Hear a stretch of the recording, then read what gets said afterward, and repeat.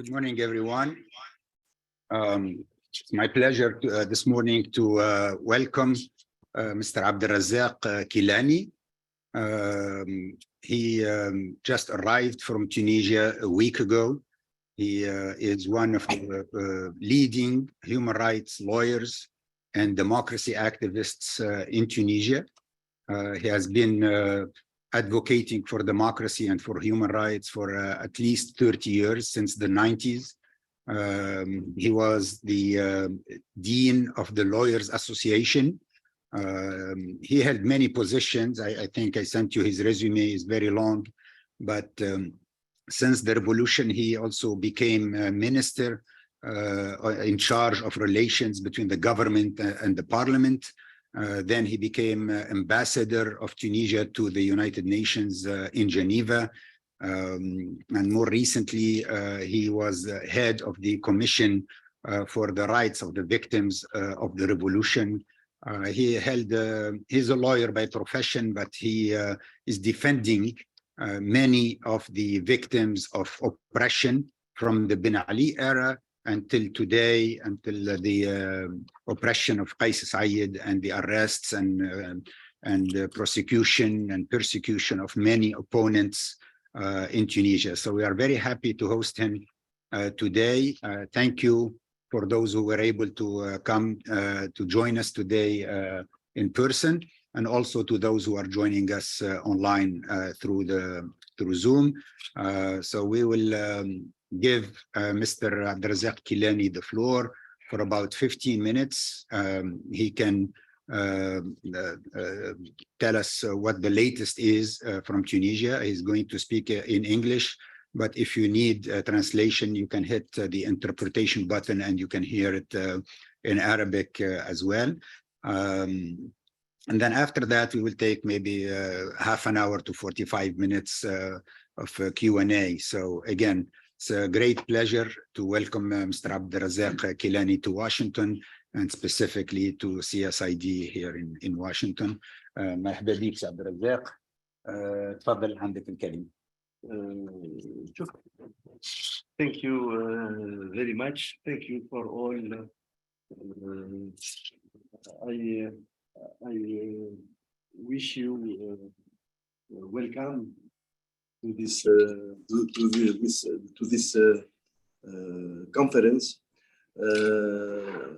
First, I remark that my English is not very well, but I try to express what I want to express, and will be helped by my friend Radwan if there is some difficulties. First, I would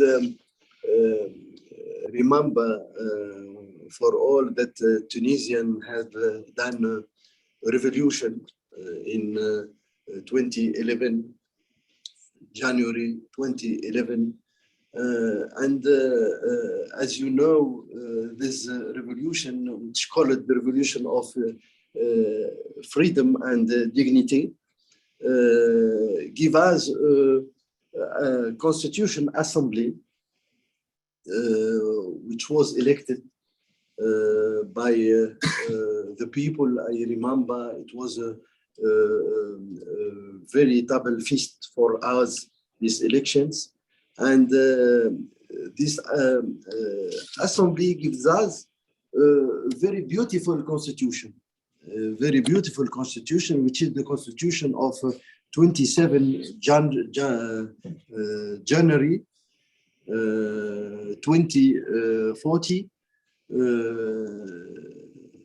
This constitution gives us a modern system with three authorities, as in the democratic country: legislative authority, executive authority, judicial authority, and also give us nearly all the universal rights and freedoms, freedoms of expression, freedom of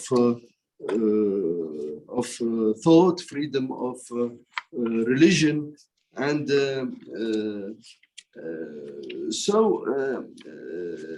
It was for us a very important realization, and it was a model in the region. Tunisia was a model in the region because we have begin since 2011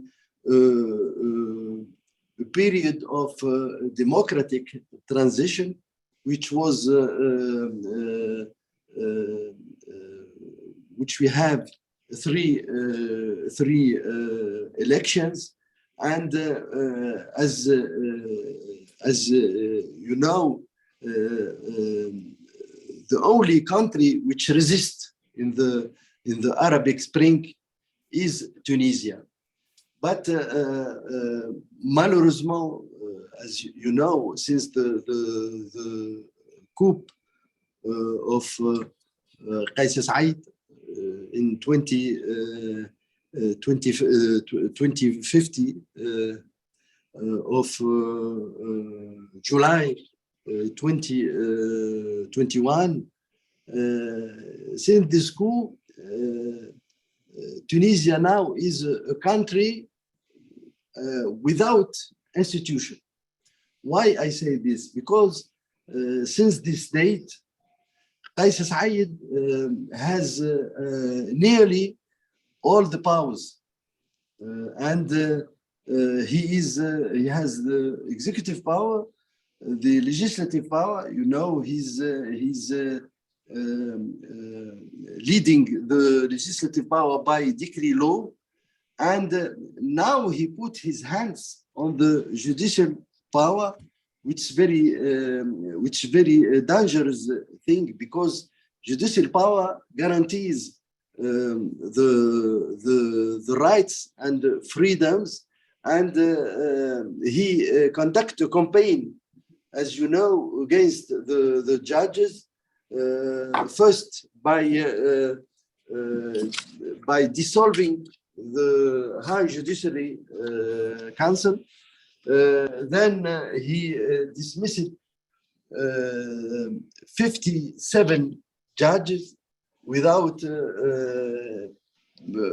permit them to defend themselves, without any charges, and even that the judges go to the appeal court, to administrative appeal court, and obtain a decision which suspended the execution of this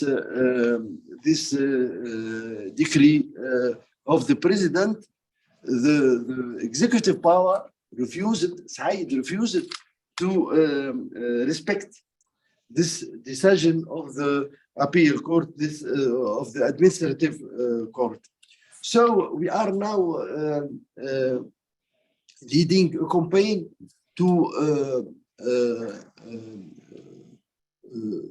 to support the judges, and we have found a committee which is composed by the former president of the Bar Association and some lawyers, and we are now defending these judges and defending the independence of justice. As you know, now, as CSID has put his hands on all the power, even the judicial power, the independence of the justice is not guaranteed in Tunisia.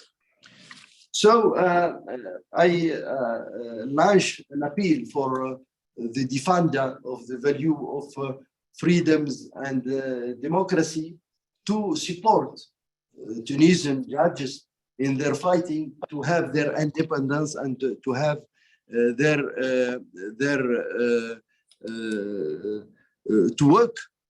to work as judges in any democracy. So this the first message that I would like to give you. The second is that, as you know, we had elections last week, and this election had given us had give us very bad participation of electors. As you know, 11% is the official percent which was given by the instance of the elections, and this result of the election give out the message that CSID has lost his legality, his legitimacy, and so all the forces which are against the coup said him to leave the power, because the people has asked him to stop it, his tragedy, because as you know, Said has a plan in his mind, and this plan isn't the plan of the Tunisian citizen, because the plan of Tunisian citizen is social, economic problems which had, and I think that now the international community has to help Tunisian to stop it, this strategy and this tragedy. And I will ask you also that there is also a judgment which is rendered by the African Court of on Human and People's Rights, which the judgment date for 22 September 2022, and the judgment asked to the government, the Tunisian government, to return to the legitimate and to the constitutional system which is before the coup of 25 July. So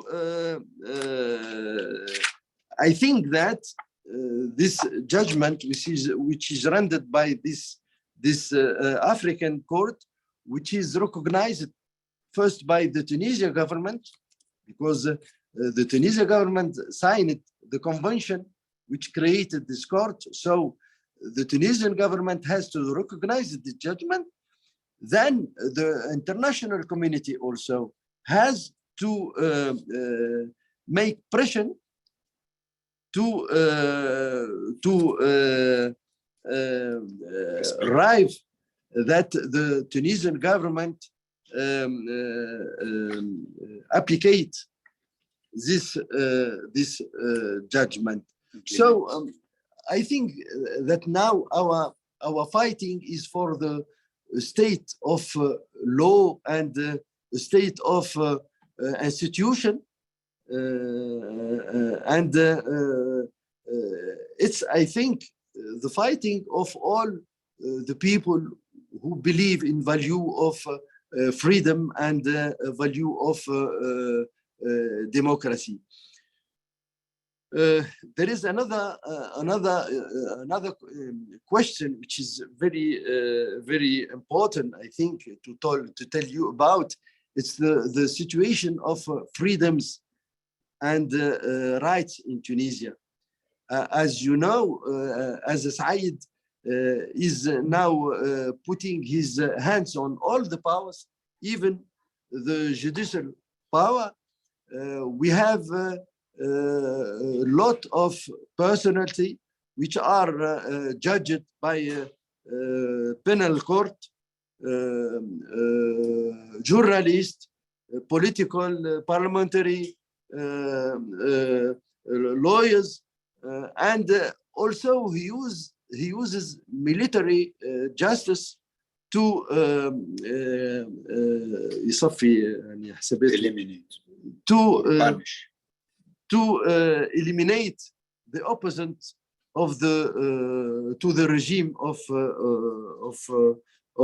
Said. So I think also that it's very important to denounce that the tradition of or the judgment of civil persons before exceptional tribunal, because the military tribunal is an exceptional tribunal which do not guarantee trial judgment. So I think that you have also to help us to stop it, this tragedy, and to preserve the value of our revolution, these values which have give us 100, 300 of martyrs, and I think that we have to be fidel, Loyal. Yes. Depends on what the next word is. Yes. So for the martyrs of the revolution, and we have to preserve the acquis of the revolution. The achievements, accomplishments, achievements. So There's 3 words in English for every, voilà. every Arabic word. Voilà, excuse me, j'ai fait un effort. I do an effort to speak English, but I think that it's clear for you, this presentation. If you have any question, I am there to defend. Remark in the end, this speech is I think, I hope that will not be interpreted as a demand to interfere in our country. It's to launch cry for the fighters and the person, or for the world who believe in the value of freedoms and democracy, to help this little country to return to the democratic process. Thank you very much, Mr. Abderazzak, for this very important introduction. We now go to questions, either from the audience here in the room or people online. So, Bill? I have about 5. 5 questions. I'm going to ask one. Ask one, and then we'll go around and Okay. you come back to me. How is this similar and different from the Ben Ali era? You know, we often hear in Washington that, you know, there's still democracy in Tunisia, but it's backsliding. But, you know, I lived in Tunisia in the 90s and the 2000s. This feels worse. You know, Ben Ali didn't rule by decree. Ben Ali didn't fire judges. So could you compare, you know, what's better, what's worse, what's different about this situation legally, you know, in terms of the judiciary versus the Ben Ali era? Sure. If I try to compare Ben Ali, I think he tried to respect the institutions,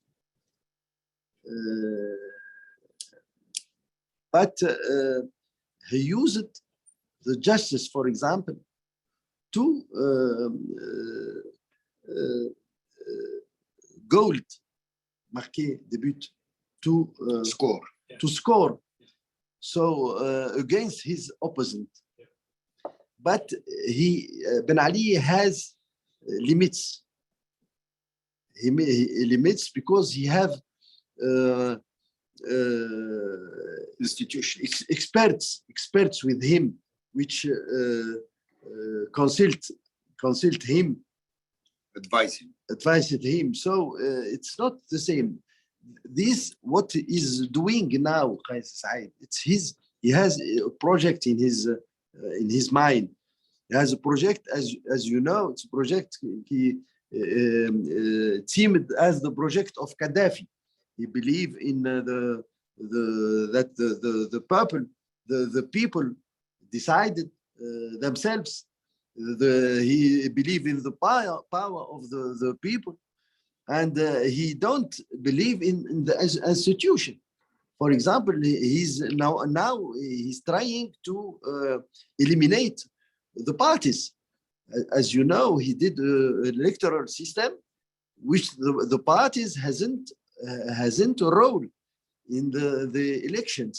So he has an idea which is not the preoccupation of the Tunisian. The preoccupations of Tunisia are social, economic, and I recognize that the political hasn't helped to fix it. The attention, all the attention on the economic and social problems. So they go in confrontation, ideological confrontations about a plate of Islam, about ideologic about ideology. So the political also has as you know the image of the political are you see it through the debate in the parliament. You know, the debate in the parliament was transferred directly by the TV, and the people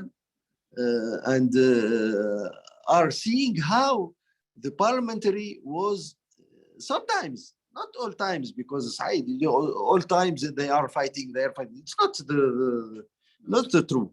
So but there were people also who did that on purpose to sort of agent provocateur to destroy the image of the parliament and of democracy. Yes, he worked. Look at all this fighting. So CSID works on these images, and also he used popular speech such as you know me, I don't like rich people, and I rich people for him are bad. So because he considered that they are corrupted, that's why they are rich, for example.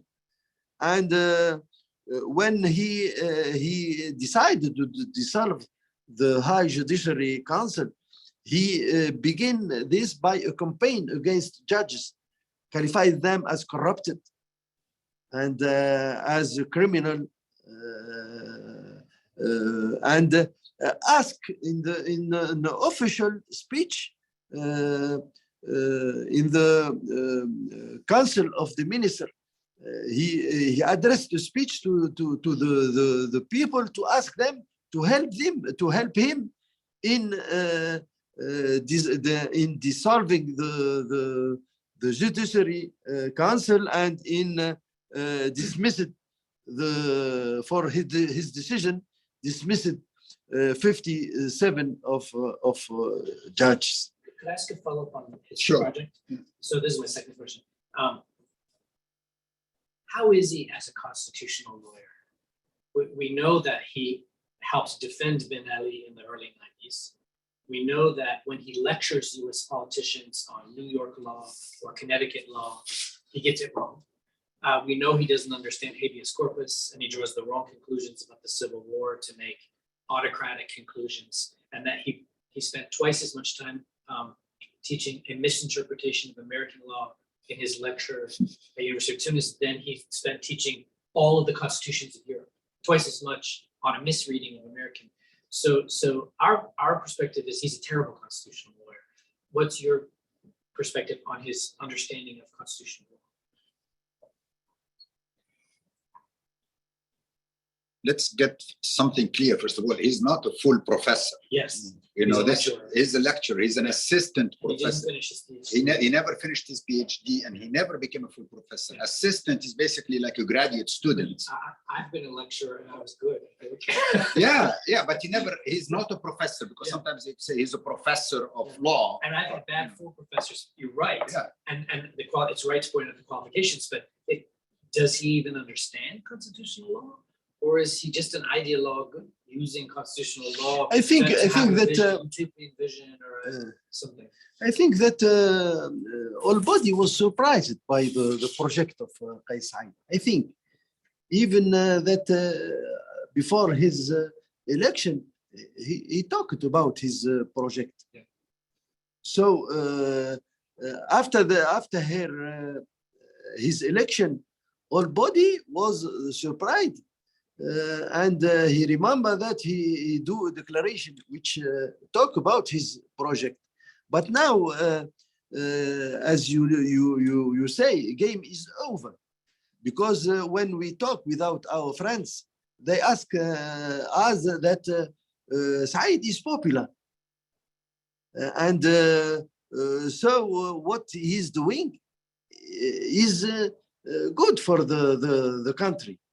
But now, after the election, the result of the last election, I think that game is over. And does he even understand what a constitution is? Does he understand democracy? I mean, just the basics of democracy. Does he understand? He has an idea which seemed to the project of Gaddafi. Gaddafi, لجان شعبية, popular committee. We don't consider Gaddafi a constitutional lawyer or knowledgeable about democracy. So, Exactly. So would you say he's a disaster as a constitutional lawyer? Yes. Yeah. Oui. Yes. So Any other questions? I have a question going back to this past electoral event, and it's an honest question. I'm not trying to take a position here, but we know that the turnout was abysmal. It was one of the worst, I think the worst in African electoral history. Second worst in the world. In the world, at least recorded. Yeah. But I guess it's the leap. Don't we have to be careful of the leap that because there was low turnout, that is a referendum on Said himself and his popularity? I guess you could make the argument that it was about people not caring about this. That doesn't mean that they aren't supportive or want to see. But this, move. Jeffrey, this No is the candidate may have project. been the candidates may have been about based on previous parliaments. I just think that we have to be careful. We face this in lots of places where there were boycotts and assumptions that low turnout is equated with the boycott. And therefore there is a mass change of opinion or movement. And so that's my question. NDI polling? What's that? NDI polling? We don't have On polling that? on this, no, and certainly not that quickly. Yeah. So I guess that's my question is, don't we have to what do we make that assumption, or do we risk ascribing a false connectivity to popularity in the direction that it's going relative to one event? فهمت السؤال؟ يعني هل لو تورناوت هذه 10 ولا 11% مش بالضروره تمثل النزول الشعبيه بتاع قيس سعيد. ميبي هو مازالت عنده شعبيه كرئيس والناس ما حبوش يشاركوا خاطر ما يؤمنوش بالبرلمان ولا يعتبروا ما شافوش مرشحين باهين يعني ولا الكوره ولا اسباب اخرى. يعني هل مش بالضروره انه الشعبيه I don't think that that's what the partisans of Qais Said said. But the truth is that Qais Said has lost his legitimacy and his legality. And we are expected, all body is expected for these results, disastrous results of the election. So I think that for him, the game is over, and he has to leave. Because this, Jeffrey, is the project of CSID. What they are boycotting, or what they boycotted now, is what he's been calling for. And this is, it was meant to legitimize, his approach to governance and his constitution and all that. So And when, the most dangerous thing is that the world doesn't understand the message of Tunisian people. The message of Tunisian people, I think, is clear. CSID has to leave, and he lost his legitimacy. And the most dangerous thing is that we'll go directly for a civil war, because he's always asking to his supporters to defend his project, and they are a minority of. In fact, his supporters are a minority, and these minority are very dangerous. They are very dangerous. So I think that we haven't to give the result of the election, of the last election. I think that we have to give the result of the election the importance. For us, it's very important things for the future of Tunisia. yes, Manjib. I think the point that Jeff you raised is an excellent point, and it makes us actually evaluate these numbers for what they are. If we were in a situation where we have a constitution that everybody agrees on, we have an electoral law that was passed by everybody, and then we have an election where people chose for political reasons to boycott, and then we can make this point, and I think it's correct to make that it's not a referendum on the president because his name is not on the ballot. However, I think in specifically this election, we are running on a constitution that he wrote. We are running using a law that he wrote. We are using a system that he chose, a system that only allows the people that he's okay with to run. That excludes political That excludes parties. everybody. So yes, these results are a referendum on not his name as a president, but his entire project. That the Tunisian people said, we are not buying this. This is not how we want to be governed. This is not how we want to go. This direction has failed, just like the Carter Center has put it very plainly and clearly, that this roadmap has failed, and we need a new one. That should be very clear to anybody and everybody that's looking at this election. Yes, this election did not say that the opposition is great, did not say that we're going to choose Najib Shabi or Abir Moussi or anybody else. They did not say that. Absolutely, I agree with you, and we need to make that clear.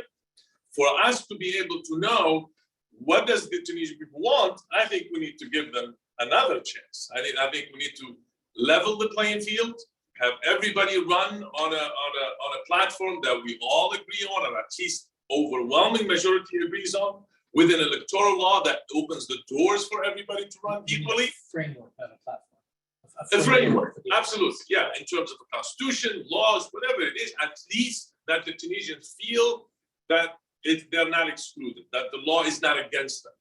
Then we can say where the Tunisian people want to go, who do they want to be governed with. If I can add one point, I think this helps the discussion.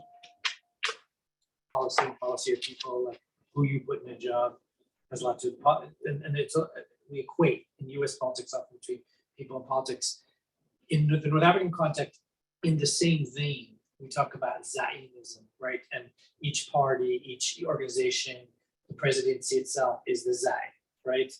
And anecdotally, as I talked to a lot of pro-CSID Tunisians, they keep saying, we agreed with July 25th, we don't like this guy, we have the wrong guy. And they say the wrong guy in the Zionist context, they're also saying we don't like any of his policies. So now there's an equation between him and the project. And totally, that's why I'm asking about Boeing.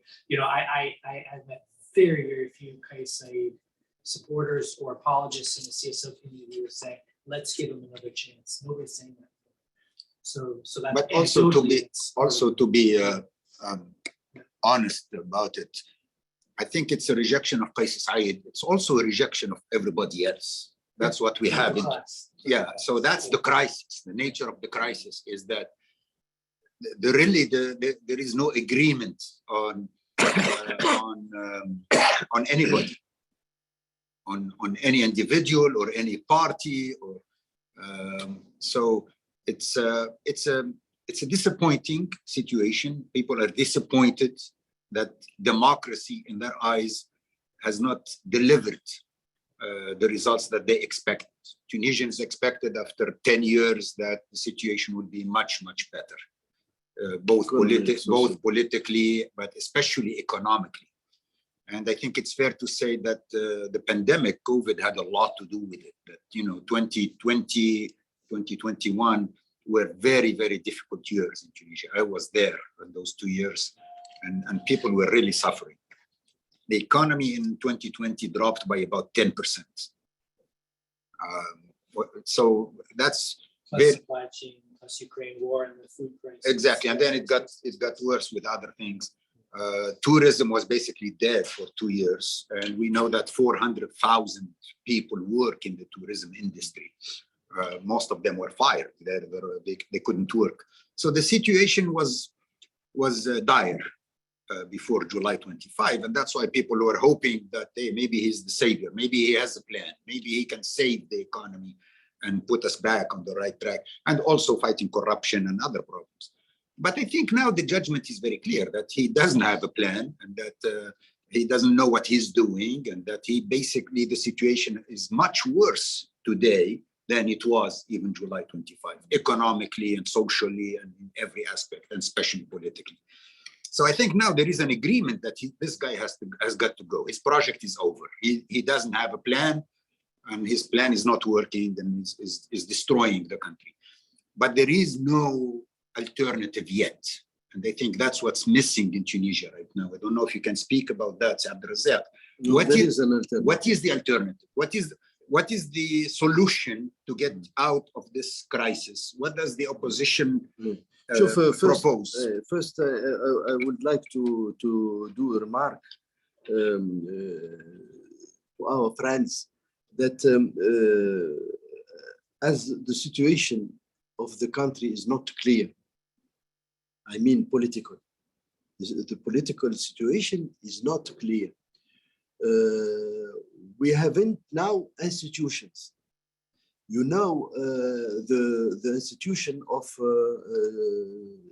judiciary, how it is important, for example, for investment. If there is no justice, independent justice, free justice in Tunisia, we will not have investment. So will not have job for young people. So this I think that this remark is very, very important for the. What is the alternative? The alternative solution. I think it's simple. The alternative. I think the alternative is in the decision of the African Court of Human and Human Rights. We say that the Tunisian government have to put on an end to the exceptional measures and return to constitutional democracy and respect the constitution. So the alternative is to return to the democracy, to the legitimacy, to the constitution of 2014. And who mediates? The African Union? Pardon? Who mediates? Mediates what? This transition. Because normally the African Union, when they exclude a member because of a coup, right, they'll send in mediators that'll try to figure out the transition back to democracy. So are you recommending maybe the يعني شكون اللي يسهل الحوار والانتقال. I think that معودة. now the opposites to the COP of 20 July are discussing to try to find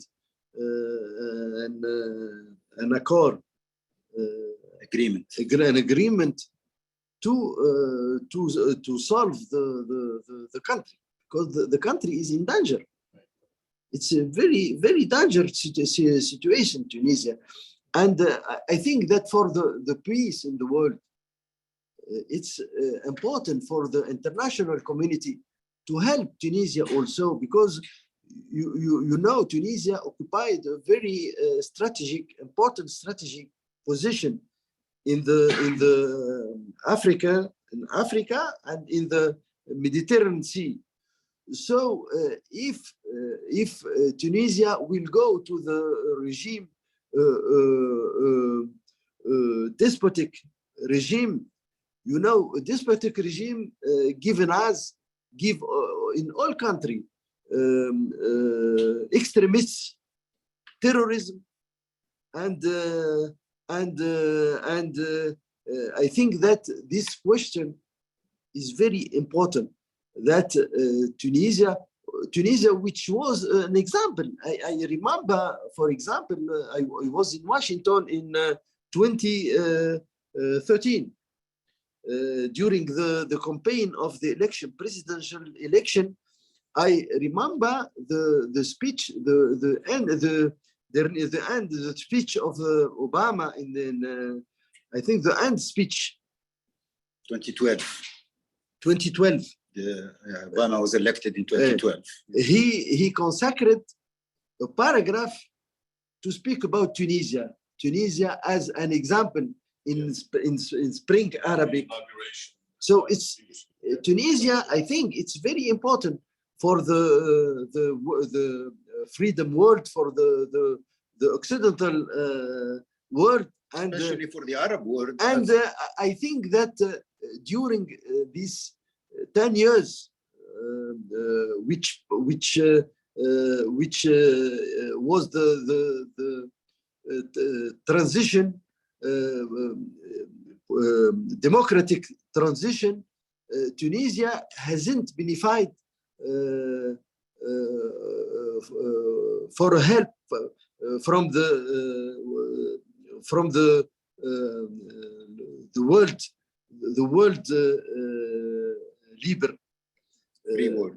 free world. I remember, for example, Germany, the First World War, benefited of Plan Marshall to return to the democracy. France also was helped by the USA after. So Tunisia wasn't helped during this period of democratic transition, and I think it's a mistake from our friends also. So I think that the alternative is simple: it's to return to the democracy, to return to the constitutional, the legal constitution of 2014, and I think that we have to organize election under the law of before the law, which give us CSID, and the parties will have to return to their role in democratic system, in democratic regimes. And I think that the civil society in Tunisia is very developed and very conscious of the situation of their country. They have to help to go out this very difficult situation. Yes. First, I should thank you for the presentation, but I'm curious who you see leading this return, calling for this return to a constitutional democratic system. We've seen a few different opposition movements arise, both from political parties and civil society, but there isn't yet a unified opposition force that could represent the public. And you mentioned briefly that you're starting to see these opposition groups collaborate. I was wondering if you could expand on that. شوف we have in Tunisia we have a special situation because after the revolution of 2011 the civil society discovered the democracy and went in the best way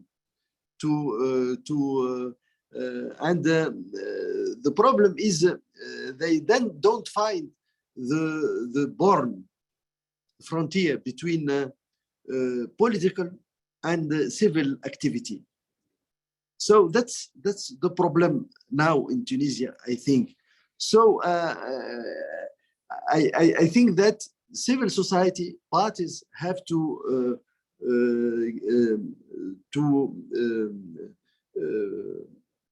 make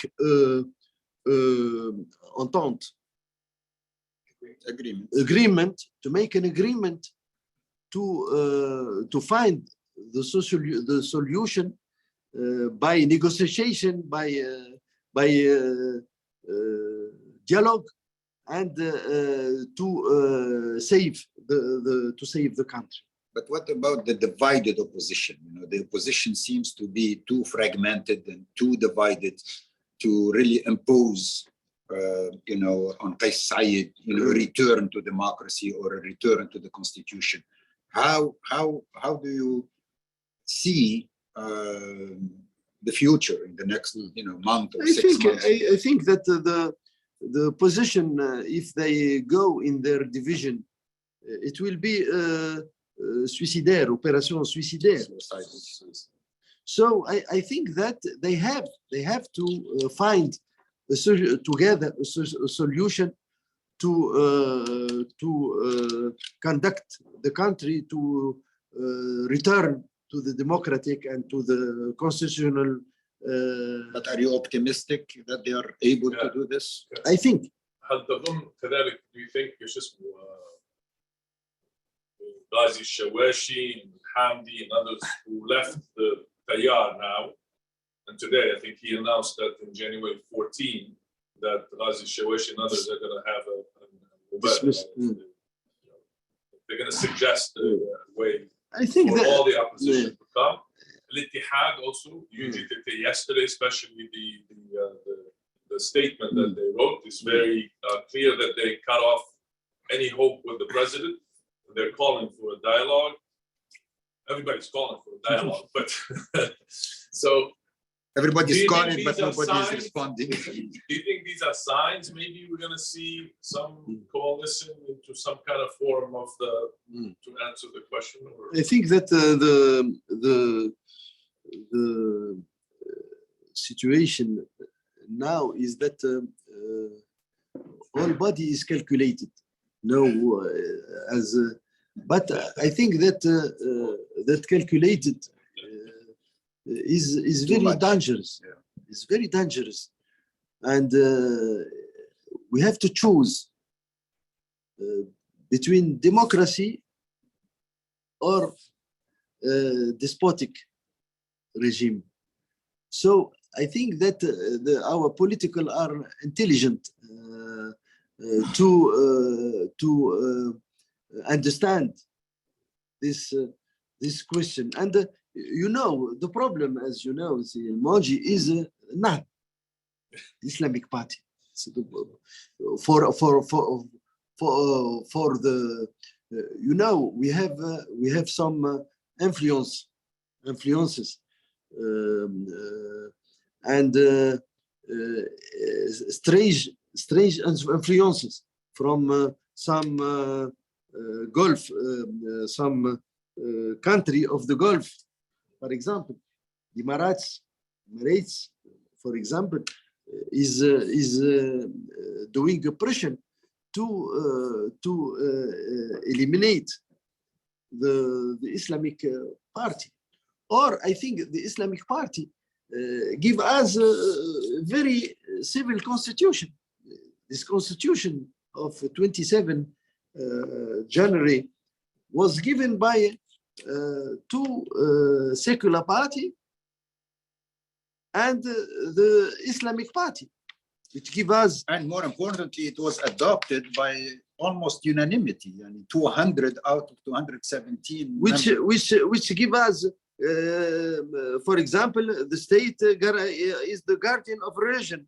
It guarantees freedom of conscience and belief, and the free exercise of religious and the practice, and the neutrality of mosques and places of worship from all partisan instrumentalization. So this Islamic Party, Muslim Party, I say not Islamic, Muslim Party, give us a democratic regime, a democratic system, which is, as I say, model. Obama speaks. Kilani, that part of the Constitution of the US, it will probably be rejected in Tunisia, it'll probably be rejected by a big number of Americans. So we have a couple more questions. Yes, please go ahead. شكراً سيدي عبدالرزاق على هذه الإضاءات. My question is, do you think from your perspective, from your opinion, that the boycott now election is a solution for the situation in Tunisia? And the second question is, like, as you said, and as we know all in this room, that CSID is controlling everything, like all the powers in Tunisia. Why didn't he take the election, like, for example, to say we had like 90% of, or even 30%. yeah.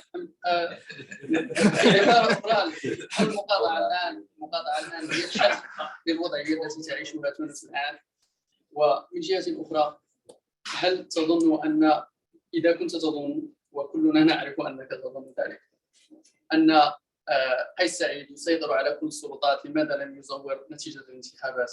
أعطيك مثالا بالنسبة للمغرب، في بلدنا المغرب دائما نعرف أن نسبة المشاركة بالانتخابات ستكون مثلا أكثر من 80%، أكثر من 90%، على الرغم من أن الشعب في منصات التواصل الاجتماعي، إذا سألت أي شخص في الشارع سيقول لك بأننا لا نشارك بالانتخابات، لا نريد هذه الانتخابات لأنها لن تأتي بحكومة جديدة، لن تتغير الأوضاع. So those are my two questions, and thank you so much. So the first one is The first one is like, هل المقاطعة حل للوضعية التونسية؟ ولماذا لم يقع تزييف النتائج الانتخابية؟ يعني هو سؤال أكيد. قيس سعيد isn't alone. He have some forces behind him, I think, because he's not so strong to do all this. So I think that we have to do pressure on these forces which are behind him, to ask them to stop to support Qais Said, because he will leave the country to a catastrophic situation. So I think that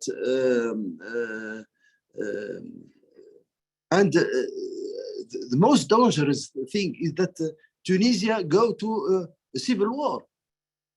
It's not the interest of our friends, I think, in the democratic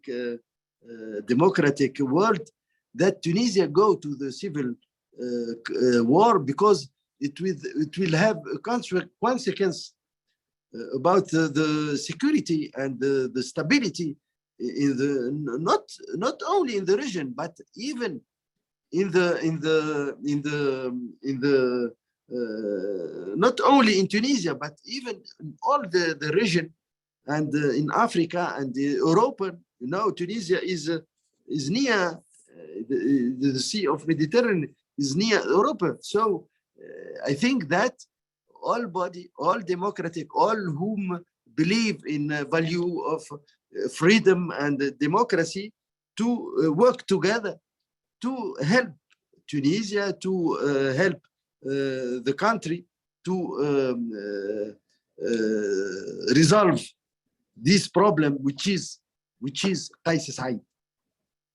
My question, going back to your discussion about the opposition potentially having more unity to move back to the original constitutional process, it's quite optimistic. I think we all agree. I guess my question is, for the Tunisian people, what is the guarantee that it won't be politics as usual, that the guardrails of the Constitution that were never fully realized, Constitutional Court, those pieces that have sort of allowed us to get where we are, what guarantee is there to them that this will not happen again, or that Sure. things will be different? Sure. And hopefully I better. think which will guarantee this, if all body is agree with this. I think that we have enough experience, because now Tunisian have enough experience in democracy and in exercise of democracy to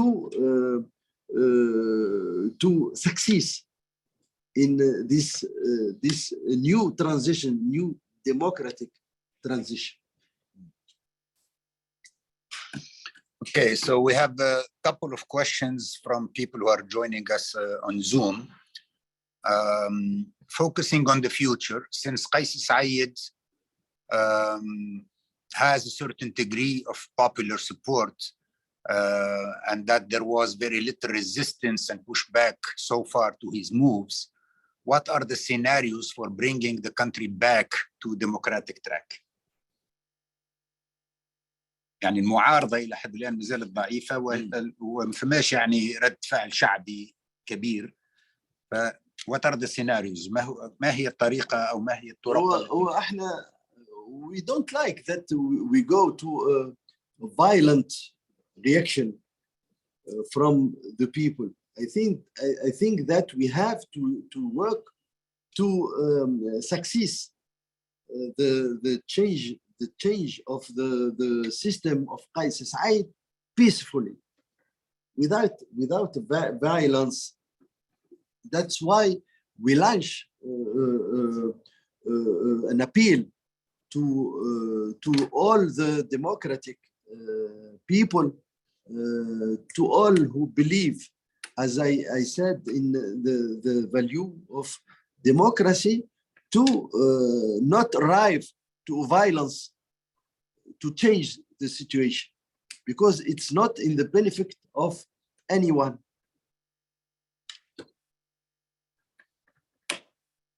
Have a question?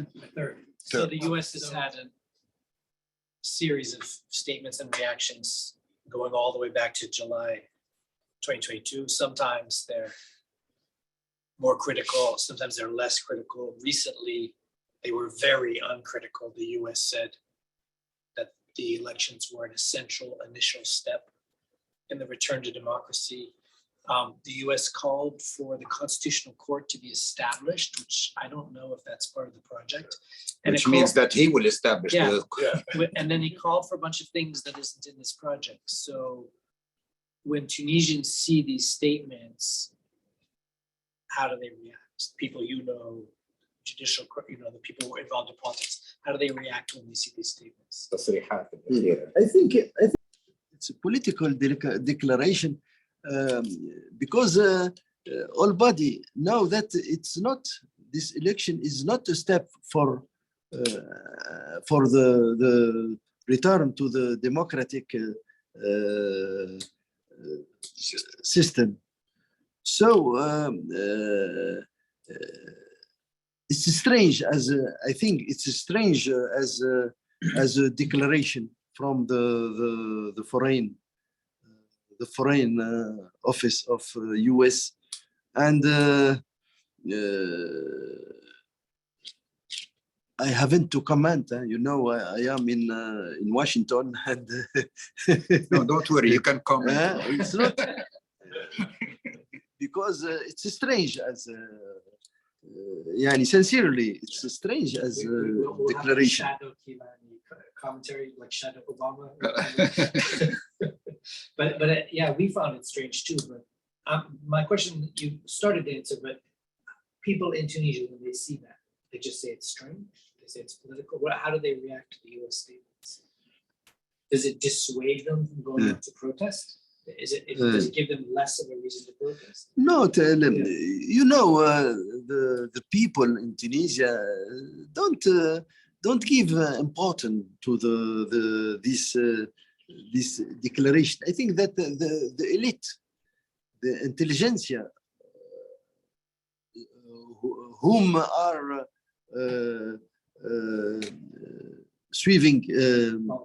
following this declaration, but Tunisian people, I think that they have others problems, as I said, economic, social problems, and they have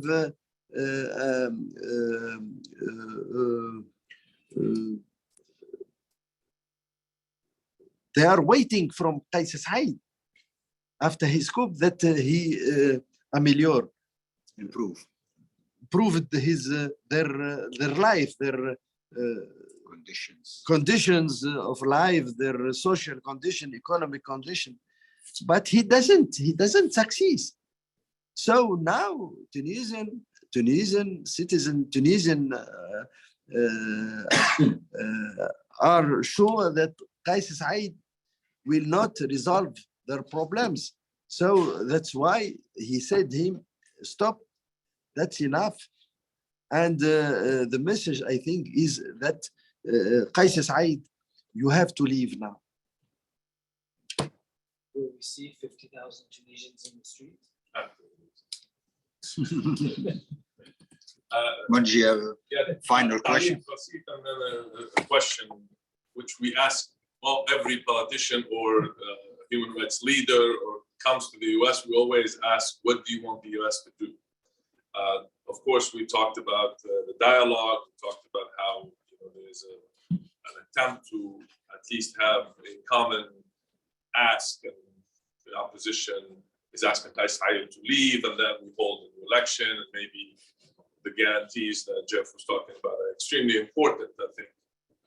And I appreciated maybe the Carter Center, among its first recommendations, is to establish the constitutional court, because that kind of, at least. But it should not be established by CSID. I agree, but at least the idea of having a constitutional court present in this process is important. It gives guarantees to the process that we will end up with at least a legitimate body that will govern.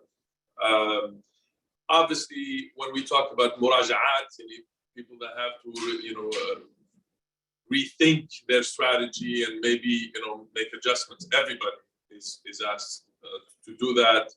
Mainly the main political parties who were in power before, Nahda, Nida, and whatever left, if Nida, Tayyar and others. Not sure if Abir Musi is willing to do any muraja'at. But these are important political parties, and still important. They need to also make sure that they reassure the Tunisian people that things are not going to go back to as bad as it was before. But I think also other entities that played an important role in Tunisia need to also rethink and reevaluate what happened and what they have done, and could they do something better. I heard Senator Chris Murphy said that we Americans, at least he's speaking from the Congress perspective, that they do see the point you made that Tunisia did not get as much help as it needed to avoid the big crisis that it went through. He said we as Americans maybe do also share some of that blame, that we did not step up to a bigger degree, especially in the economic front. I personally think also NGOs, international NGOs, also have an evaluation, and they need to look at the investment they made, which is a huge investment in terms of people, in terms of money, in terms of resources. They did invest a lot in Tunisia, but what did we get? Are we at the level that we are satisfied? with what we have created or helped create in Tunisia. I've seen some organizations stepped up and they spoke and they kind of, played the role of an NGO that defends democracy and at least voice their opinion about what is happening and be frank and truthful. I also saw some other NGOs who our taxpayer money spent millions of dollars on them, and unfortunately, they either stayed silent or some of their leadership in private actually were egging on and helping high society to go after MPs and to go after lawyers and to go after politicians and judges. I mean, those are facts. They supported the coup.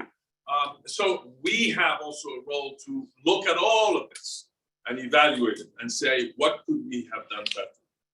What are the investments that worked? What are the investments that did not work? What went right and what went right and what went wrong? I think we all have the responsibility to do that. So I go back to my question. What would you like the US to do, whether it's NGOs or the government or Congress? What do you see a role? Do you see a role for the US to play, especially now at this juncture? What is the role of the US and can the US help? And any final comments? شوف, first, as I do the remark before you come, I think that my speech does not be interpreted as an appeal to intervene in our domestic problems. But I think that traditionally Tunisia has a relation, a good relation, friendly relation with the US. And I think that the appeal which I launched is that as you in US, you believe in the value of democracy, of freedom, let us also defend as you this value. How? I think the question how don't support a despotic man. Don't support a man who now put all the powers under his hand. A man who don't believe in dialogue, in consultation. A man who now try to put everybody in prison. No, his project when he dissolved the judiciary, the high council judiciary, and when he dismissed 57 judges without any contradiction, without any defense. It's very dangerous for the value which you defend. I think that is the problem. It is the problem, and we are fighting now with legal procedure. I think that this judgment, which is rendered by the African Court on Human and People Rights, is an example. So we have, I think that this is the role, and this is the demand which ask to our friend in the US. Any final comments? What do you think will happen on January 14th, the anniversary of the revolution? Only good, only good. But I wish that that our country doesn't go to the violence. It's the most dangerous thing, you know, as the economics, the social situation is very bad. And as there is